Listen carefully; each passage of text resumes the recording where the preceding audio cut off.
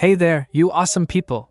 I hope your day has been nothing short of fantastic. Welcome back to a brand new episode of What If Deku ate the Gomu Gomu no Mi. Izuku used to be quirkless, but that all changed when he sunk his teeth into an unusual fruit, granting him the power to stretch his body like rubber. With this newfound ability, he's on a quest to become the ultimate hero. Don't forget to shower some appreciation onto the incredible author responsible for this fanfiction. The link is conveniently waiting for you in the description box down below. If you're totally vibing with this what-if scenario, drop me a comment and let your thoughts be known.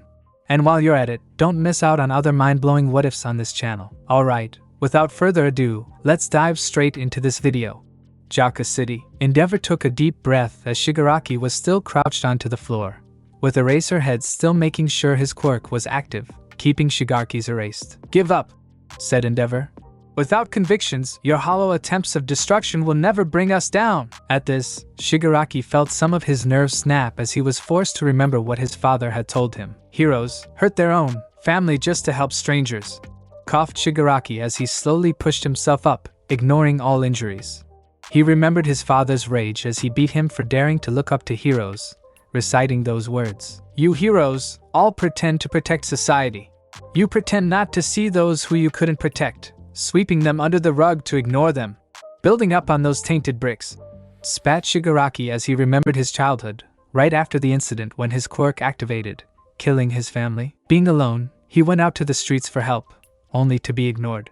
Everybody who looked at him always kept saying that the police or heroes would help him out, or somebody. Just not them. All it's resulted is being rotten from the inside out, with maggots that keeps crawling out of it, breathed Shigaraki. It builds and builds over time to the point where the trash are dependent on being protected, while the heroes profit from the trash they made by protecting them. Everything I've witnessed, everything you all built rejected me. That's why I'll reject you all, and I'll keep destroying and become stronger. Simple, right? You don't have to understand, but it is because of the lack of understanding that makes heroes and villains. Endeavor took the chance while Shigaraki was ranting to blast with as much fire as he had. However, due to using everything he had before, the fire barely fazed Shigaraki despite having taken a direct hit, jumping into the air. Gran Torino quickly tackled Shigaraki into the ground, hoping to subdue him, but Shigaraki's modified body gave him enough strength to completely overpower him. Especially with his age and size now, even if shrinking with age gave him a more dense body, it still didn't counteract the fact he was old that he should have retired already. Gran Torino quickly leapt back, pushing out air from his boots to escape, only for Shigaraki to grab his foot in time and mercilessly crush it. Gran Torino barely had time to even let out a voice of pain before being hurled into the ground, squeezing all the air out of his body. By doing so, Shigaraki wasn't even letting Gran Torino use his other leg to escape, leaving him helpless as Shigaraki raised his other arm, his intent obvious. Shit, guess this is it, thought Gran Torino as everything slowed down for him. What a face, Shimura. This decision we made, guess I owe Rikai an apology. Endeavor was trying to rush forward, as well as Katsuki. Kana and Barrows were being harassed by Nomas sent by Shigaraki to weed out the dirty campers. Mirio had to retreat to help protect them. In short, none of the heroes could stop Shigaraki. I can see the blue light calling to me now, thought Gran Torino before realizing something. The so-called blue light that would lead him to the heavens appeared to be growing from the side instead. Pow! Completely blindsided, a blue ball of what seemed to be made of pure energy slammed into Shigaraki, sending him tumbling to the side. However, the attack barely fazed Shigaraki as he was already up again, only to see a man to suddenly appear before him, his right fist glowing in the same blue energy. Eat this! Shouted the newcomer with a slicked-back black hairstyle, slamming a punch into Shigaraki's solar plexus. The blows sent Shigaraki stumbling away, rolling only 2 times before getting up. Shit, I put everything in that attack, cursed the man before shrugging. Oh well, I'm only for one job. With that, he grabbed Gran Torino and immediately ran past the heroes, who were looking at the newcomer in confusion. Get us out of here! Shouted the newcomer as another woman flew by, riding on an oar of all things before the newcomer grabbed the edge of the oar. Hang on tight, said the woman as they flew away. Who are you? Coughed Gran Torino. The old hag would be pissed if her new squeeze died after being warned, replied the man.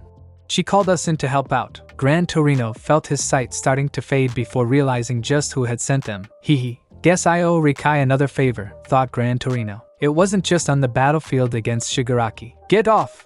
cursed Kana as she shot an explosive bullet into Inoma's mouth, only for it to shriek in pain before leaping forward to bite her. Kana responded by shoving her elbow into its mouth, her rifle extended down into its throat. Without hesitating, Kana fired a flammable bullet down its throat, letting it burn as she managed to kick the Noma off of her. Kana quickly scanned the area, noticing Barrows having trouble with her own Noma. Shigaraki apparently hated snipers and campers, and sent a substantial amount of Nomas to them.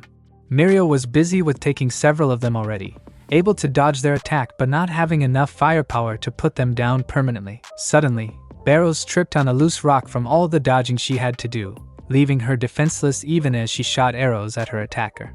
The Noma tanked the shots, even though it ripped its arm off, using the other sharp claws to shred Barrows into pieces. Kana immediately reacted, dashing forward, using her rifle to fire a shot not at the Noma, but behind her to boost her speed.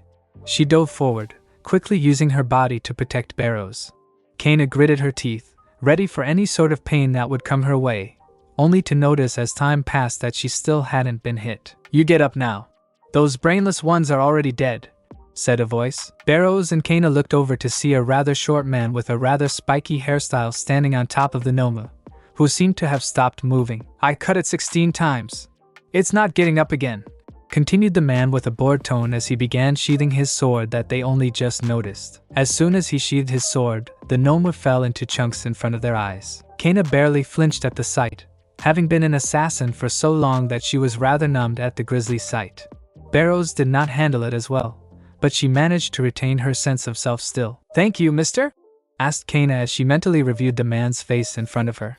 She couldn't remember ever seeing such a man in the hero community, or the vigilante community either. "Nothing important. Was dragged to help you heroes," sneered the man.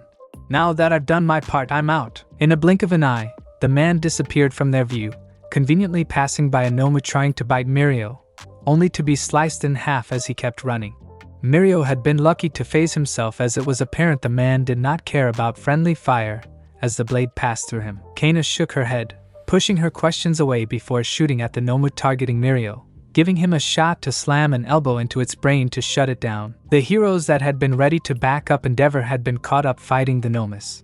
Though they had taken a few down, they themselves had suffered heavy casualties. "Get out of the way!" shouted Burnin as she threw fireballs at a flying Noma, who kept dodging it. "Burnin, watch out behind you!"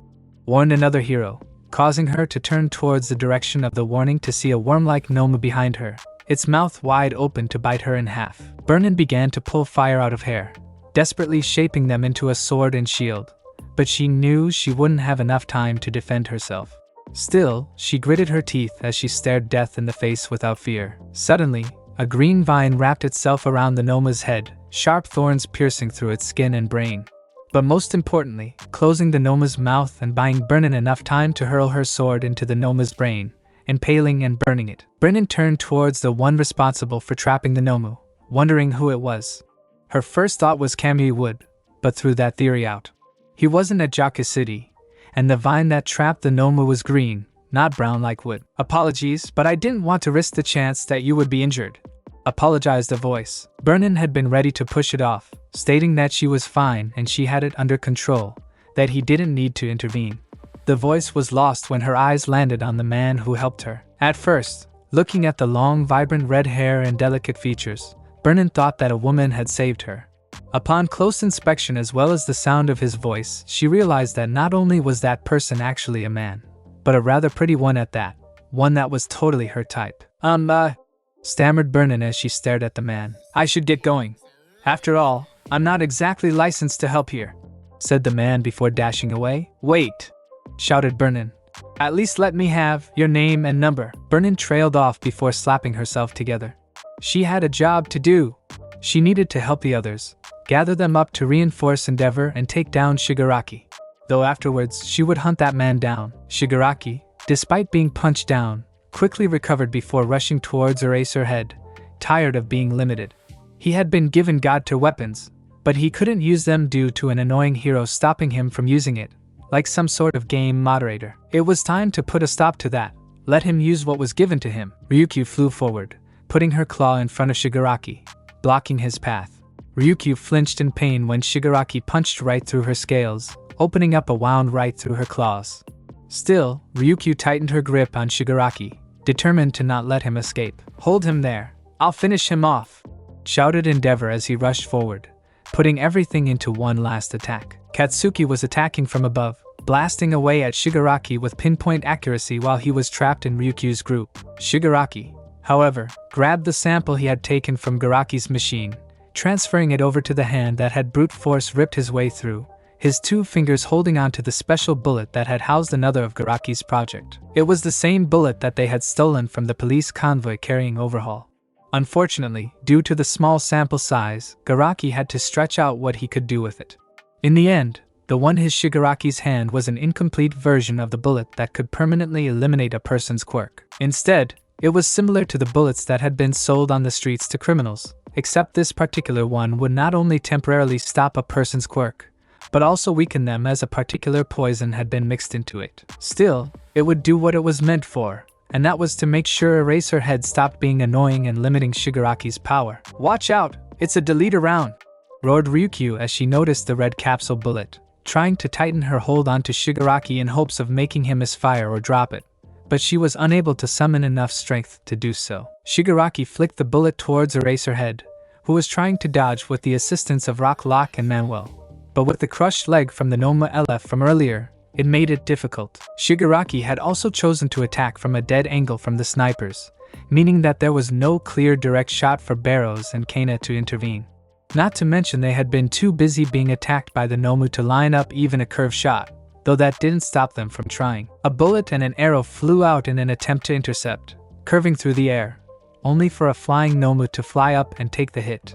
They had tried to curve it around the Nomu, but it was apparent the Nomu had some sort of precog quirk that allowed it to predict the projectile's trajectory. Eraserhead knew he had no chance to dodge it with his dead leg, so instead, he pulled out a combat knife, and without hesitation, cut off his leg from the knee below as the bullet syringe hit his calf. "Man, you are really cool, Eraserhead," said Shigaraki mockingly in his head, but even so, just for a second, even you will be distracted and flinch. True to his prediction, Eraserhead had to close his eyes for a second longer than usual, due to not only the pain and sudden blood loss, but the hidden poison within the shot debilitated him further even though he cut off his leg to prevent losing his quirk. That time lapse was enough for Shigaraki to regain control of his quirks, creating a shockwave to knock everyone away from him. With everyone stunned, Shigaraki immediately pounced towards Eraserhead, intending to kill him to prevent from ever erasing his quirks ever again. At that moment, nobody could do anything. Rock Lock and Manuel, who were the closest to Eraserhead, couldn't react nor do anything to stop Shigaraki. Endeavor and Katsuki were blitzing their way through, but they couldn't catch up in time. Ryukyu was out of commission, having been the closest to the shockwave, having transformed back to her regular form. Eraserhead kept his gaze at Shigaraki, erasing his quirk, but he knew he didn't have much longer. Already, he was feeling the blood loss from cutting his own leg off, and was barely hanging on to consciousness.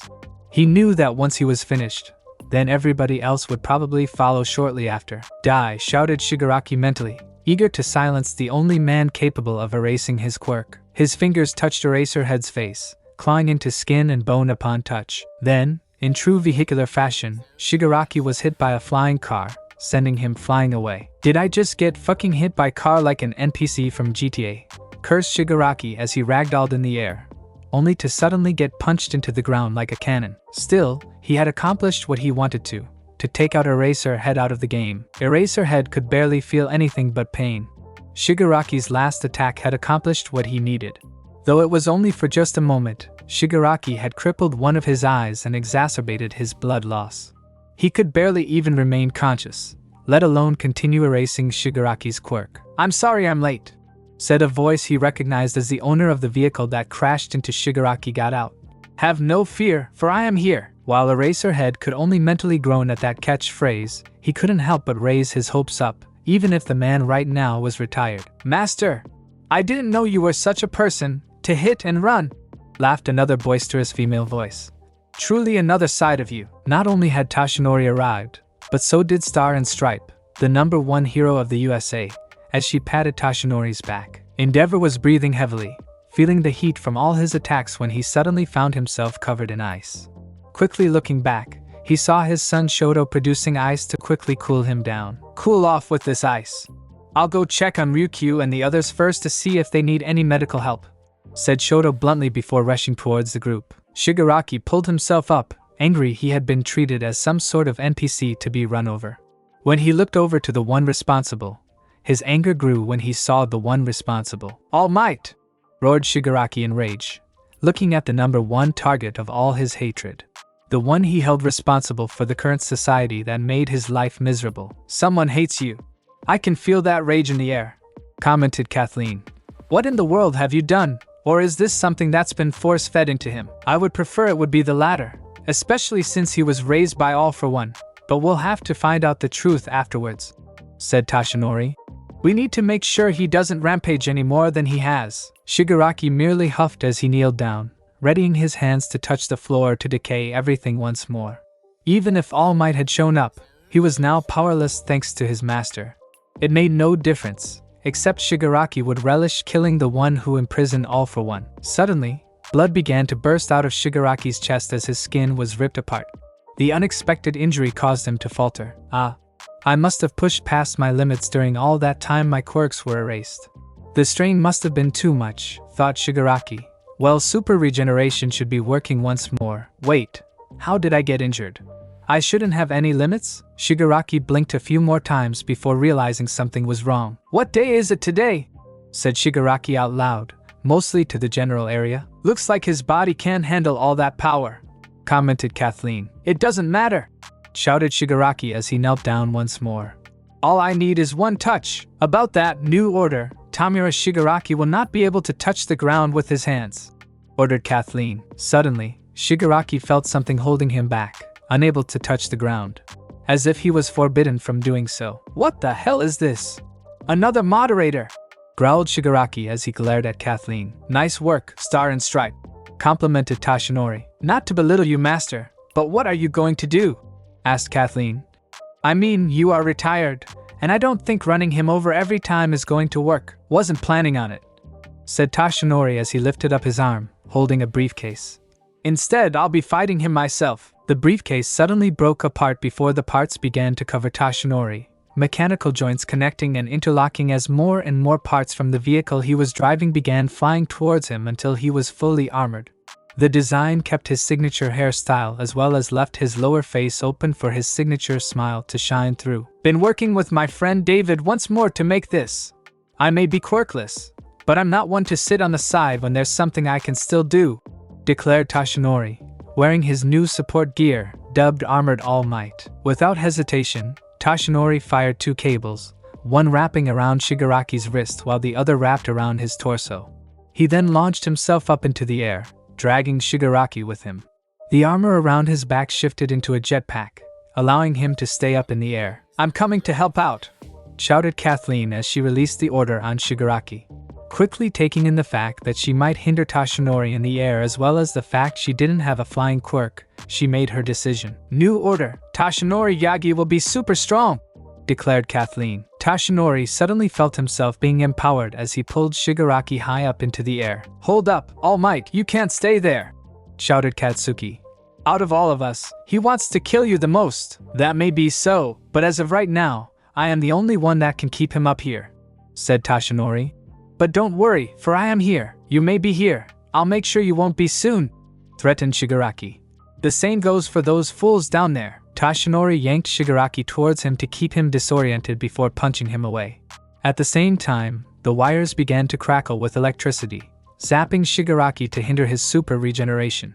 Thanks to Kathleen's boost, Tashinori found it easier to move. This is pathetic, groaned Endeavor to himself as Shoto rapidly cooled him down with his eyes. I'm the number one hero, and yet I'm the one helpless down here while All Might is forced to come out of retirement, all while being reinforced by another hero from out of this country.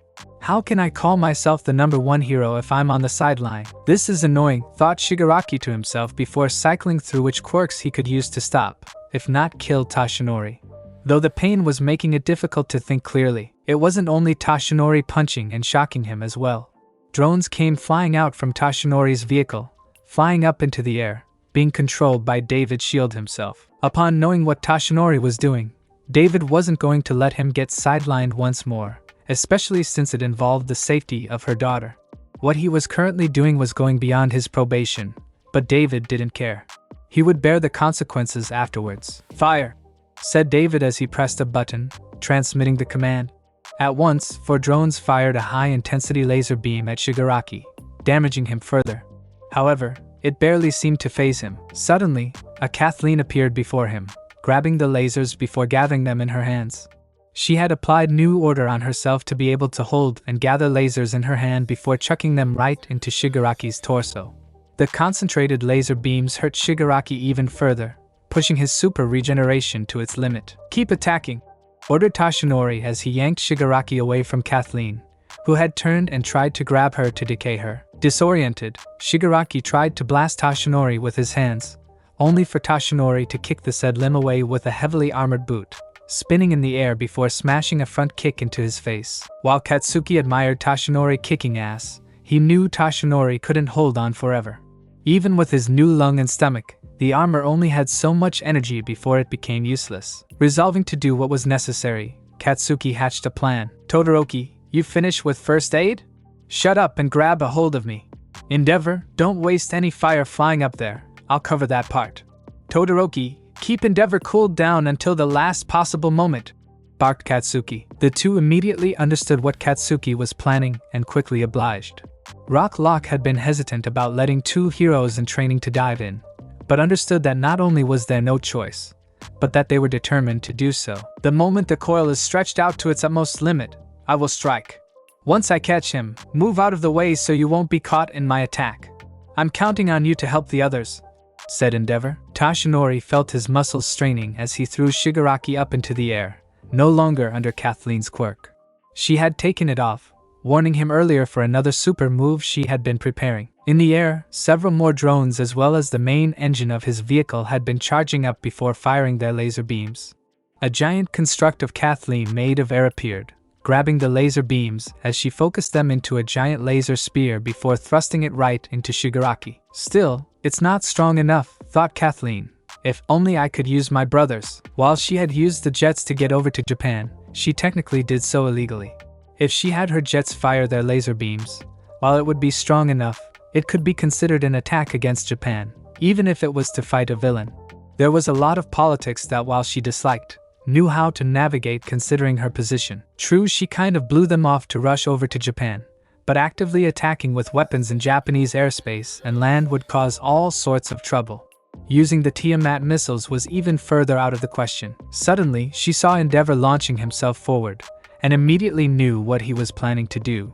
Quickly shifting away, she punched Shigaraki up in the air to stall him, letting Endeavor get his chance. "New order, Enji Todoroki will be fireproof," shouted Kathleen. Endeavor nodded in thanks to that.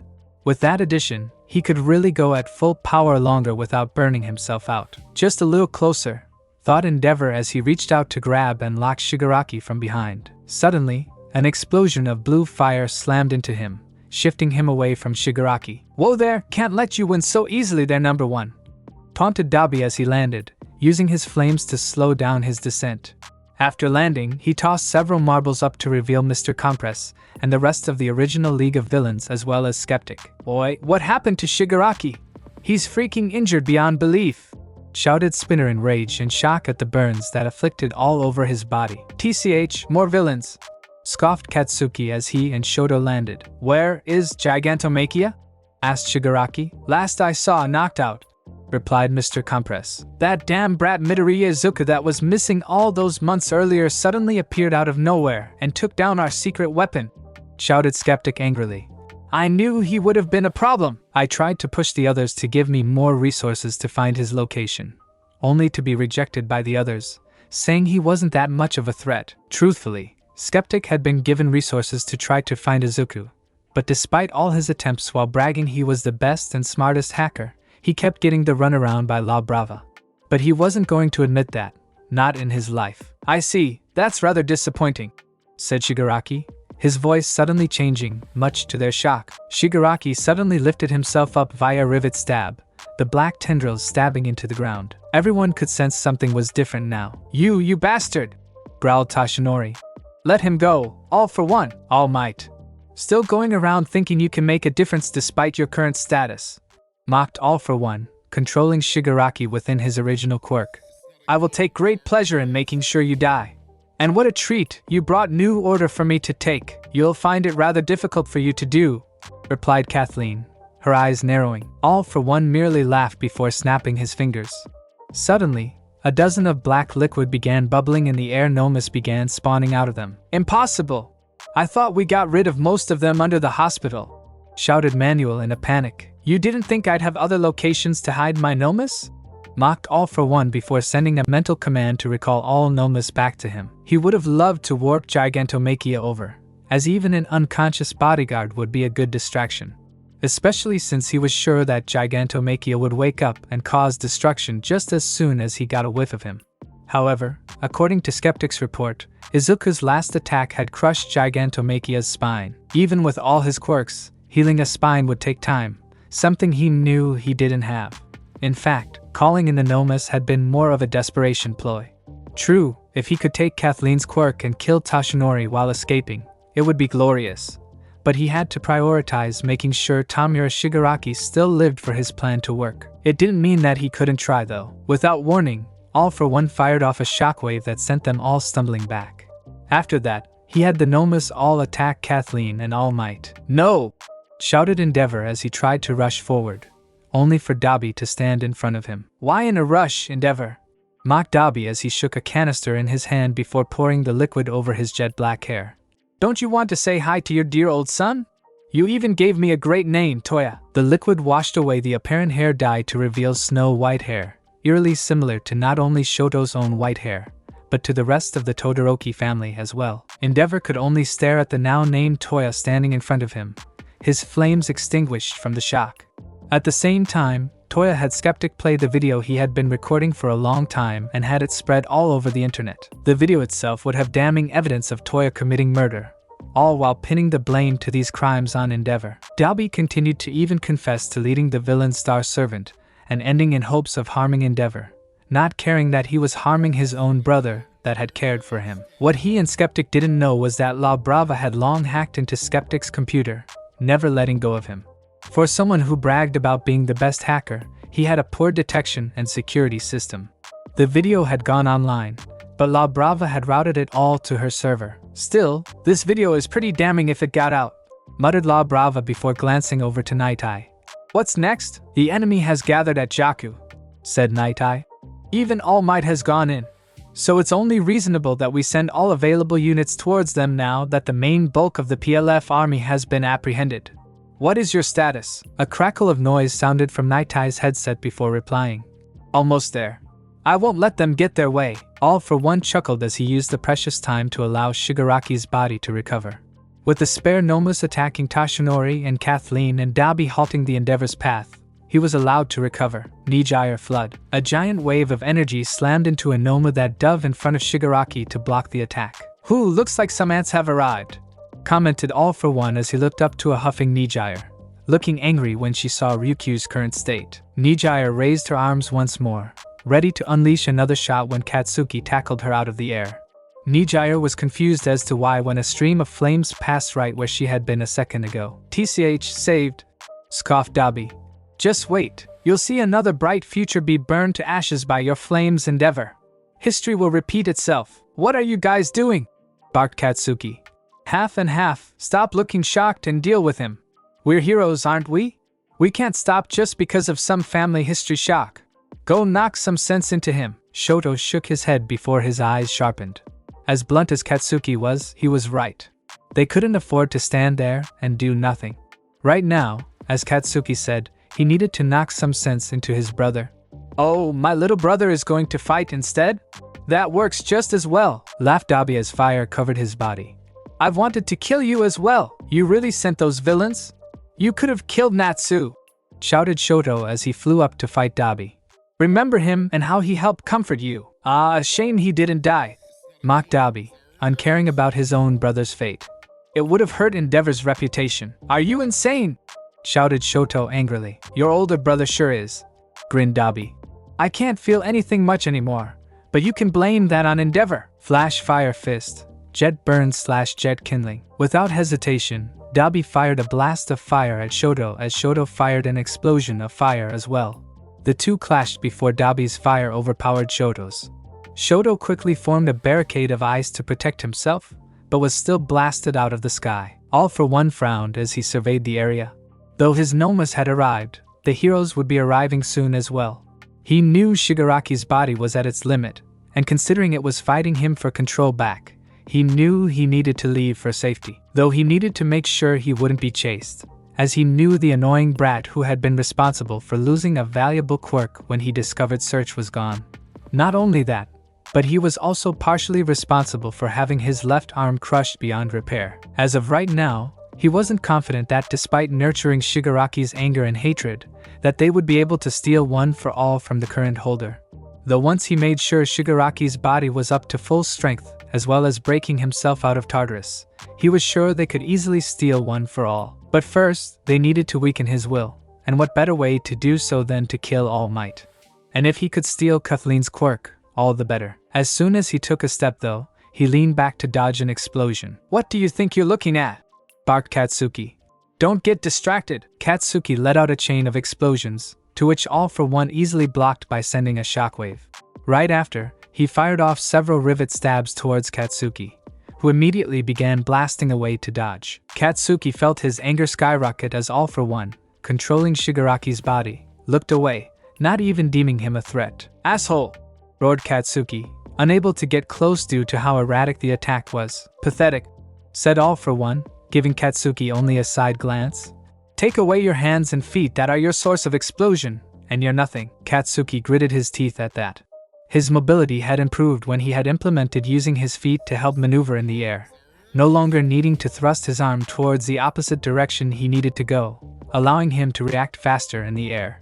However, even with 2 extra limbs to help him maneuver, it clearly wasn't enough. As Dabi managed to slam Shoto in the ground, the flames around his body began to glow even brighter, covering his whole body as the temperature around the area began to skyrocket.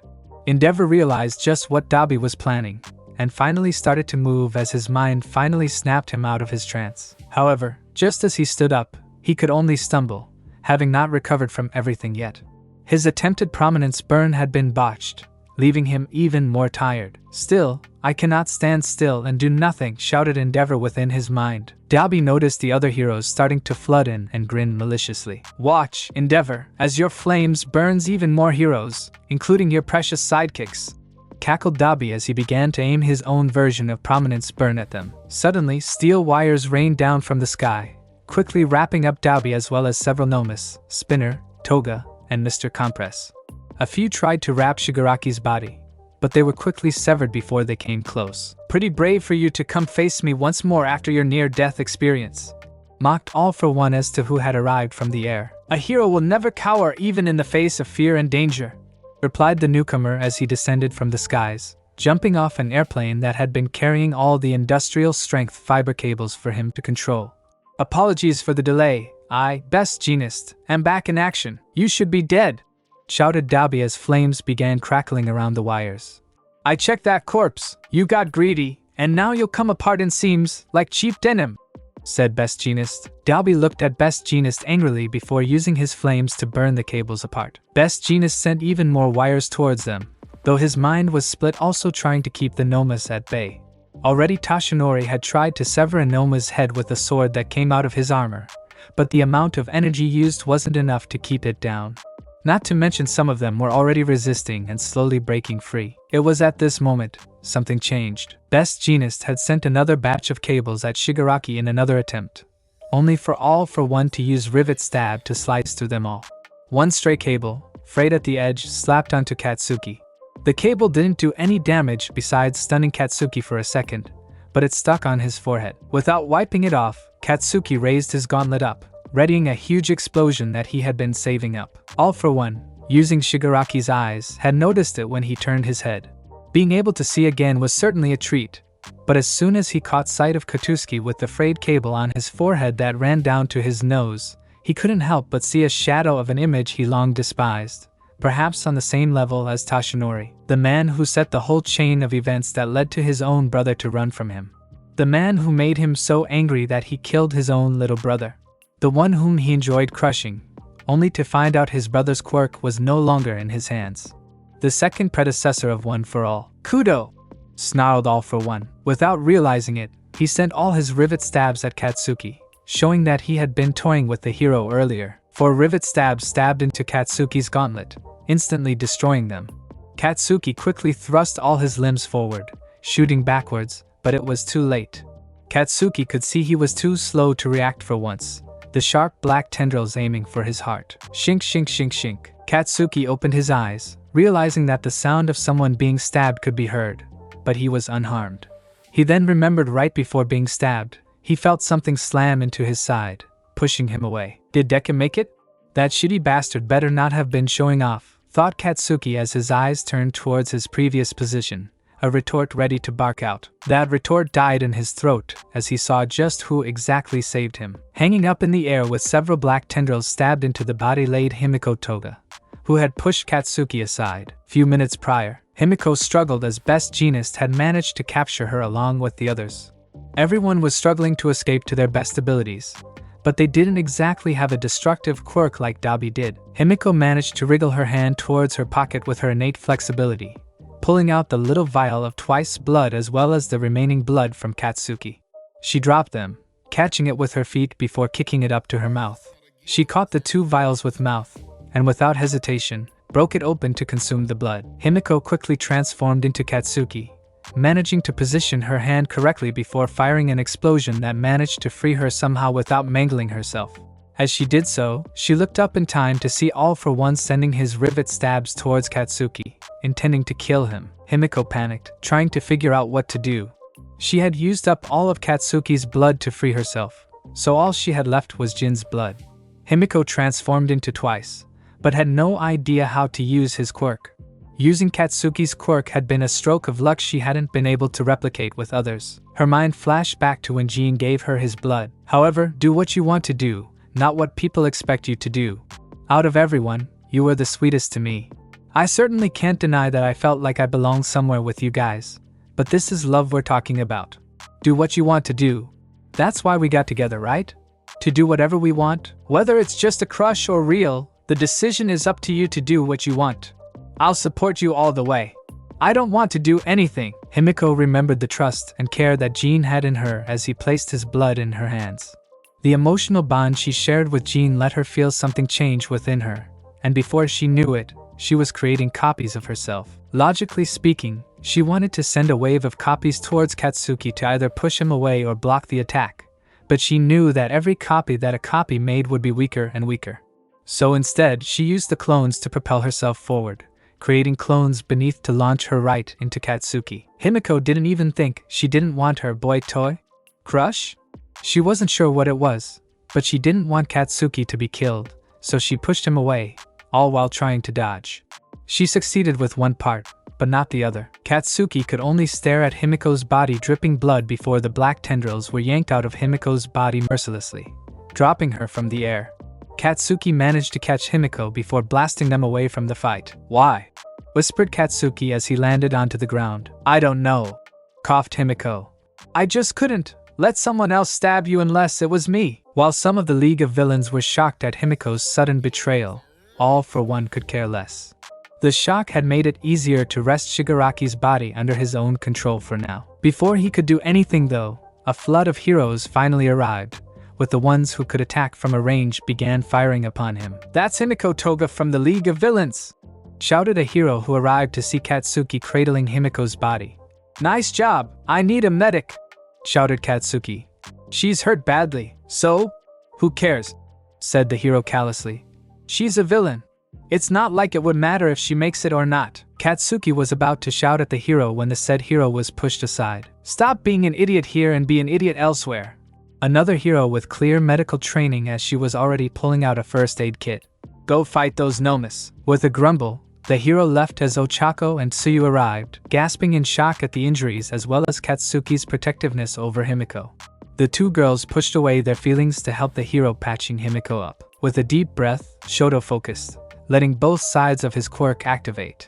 He had been testing this move for months, but it mostly ended with failure. However, with everything on the line now, there was no choice but to put everything on the line once more. He needed time, something Dalby hadn't let him have, but with Best Jeanist distracting him, it was his best chance. As Dalby rushed towards Shoto, he noticed something changing. There were orange flames from the left side converging to his solar plexus, as well what seemed to be blue flames from the right. Still, Dalby didn't care before letting the flames flare up in his right hand. He expected Shoto to put up a fight, blast away with fire or ice. He was confident that he could easily overpower both elements, but there had been no signs of struggle at all. Dalby knew Shoto had been sandbagging his training, so to speak, and it pissed him off. To see all that attention that should have been his, wasted on his younger brother. The perfect specimen that didn't even deserve his quirk or position. It was why he had no qualms about killing any of his family members, even for Yumi. As long as his revenge prospered, anyone in his path would burn and die. Suddenly, just as Dalby released his flames to prevent himself from being burned too much, an unfazed and untouched Shoto rushed forward, not even slightly burnt. "What?" shouted Dalby in surprise as he jumped back, sending out another stream of flame, only for Shoto to easily cancel it. "It won't end the way you want, you stupid brother!" shouted Shoto. "I'm taking you down so you can apologize to Natsu and I."